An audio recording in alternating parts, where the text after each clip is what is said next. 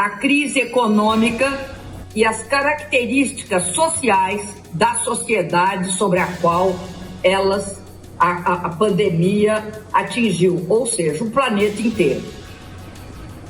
Qual é o efeito dela? Tem um efeito econômico, que é, ao você ter o isolamento social, você paralisa a economia. A paralisação da demanda e a ruptura das cadeias de produção provocam uma grande crise econômica. O que os países têm de fazer?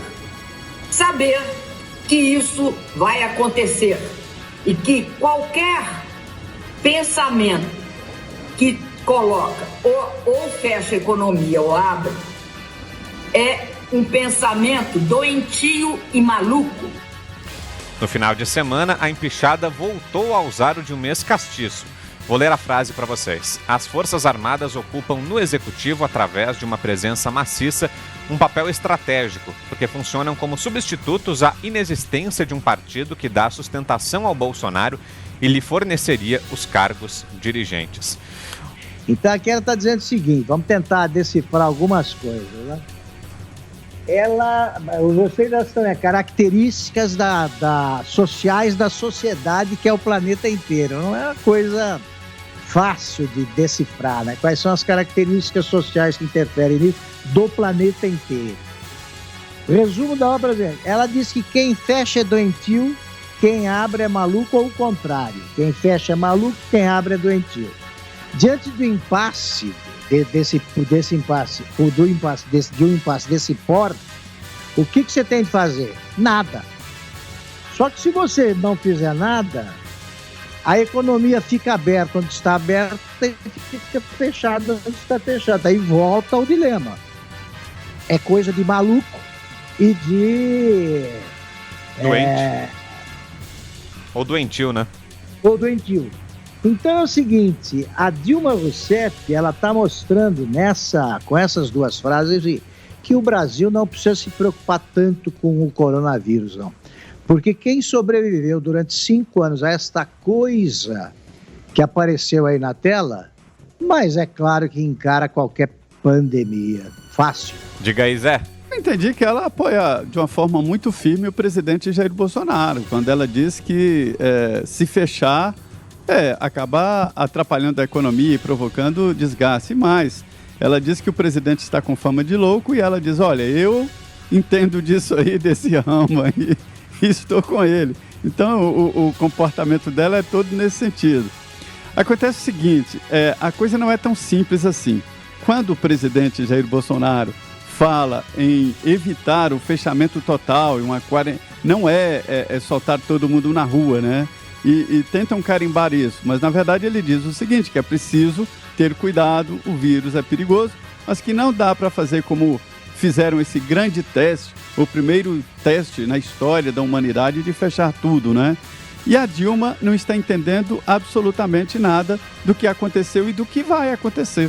Foi chamada para não era evidentemente esse o foco do debate, e ela foi chamada e tenta mostrar que o presidente Jair Bolsonaro, na verdade, está empenhado em abrir o comércio, né, e sem discutir os outros debates que estavam ocorrendo ali.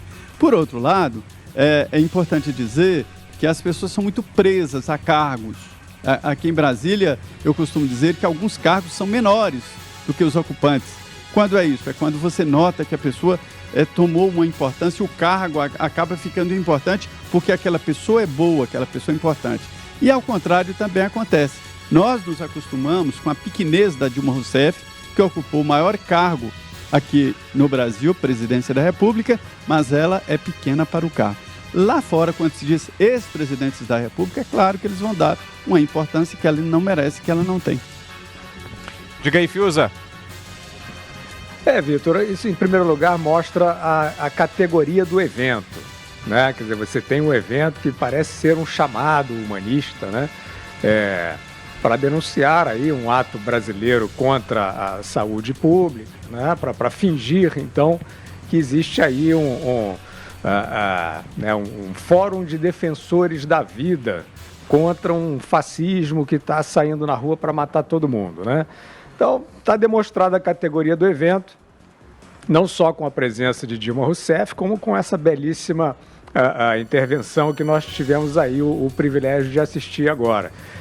Ela, de fato, conseguiu não dizer nada ali, mas eu vou arriscar, vou ser muito ousado aqui para tentar arriscar uma interpretação, dizendo que acho que o que passou pela cabeça da Dilma Rousseff foi um falso dilema que de fato existe e que de uma maneira terrível dominou e tem dominado, né, toda essa floresta de mal-entendidos que acompanham a maneira de enfrentar essa pandemia, que é a questão do falso dilema entre economia e vida. A gente já sabe e já existem projeções, inclusive, não fantasiosas como aquelas do Imperial College, né, terroristas sobre milhões e milhões de mortos em cada lugar, mas temos previsões já, projeções claras. A FAO já tinha feito esse tipo de projeção e agora várias entidades acadêmicas estão montando a partir da paralisação atroz, como disse o Zé, sem precedentes, da perda em vidas, né? Então não temos um dilema entre economia e vida, é vida e vida, para qualquer lado que você olhe. Eu acho que a Dilma arriscou ali uma tentativa de falar que isso é um falso dilema, mas eu confesso, Vitor, que dessa vez o Zé maliciosamente disse que ela está defendendo o Bolsonaro. Eu confesso que dessa vez não entendi naquele fórum em que ela estava, né, que seria até mais ou menos fácil você sair com uma demagogia fajuta qualquer dessa, dizer fique em casa e considere que está tudo resolvido dessa maneira, o que é a grande mentira, né, disso que a gente está vivendo. Mas, bom, vou aqui ser positivo e dizer que eu acho que ela contribuiu, né, dentro dessa interpretação, lembrando que não se trata de um dilema, mais do que nunca sabemos agora, entre economia e vida. Tudo é vida.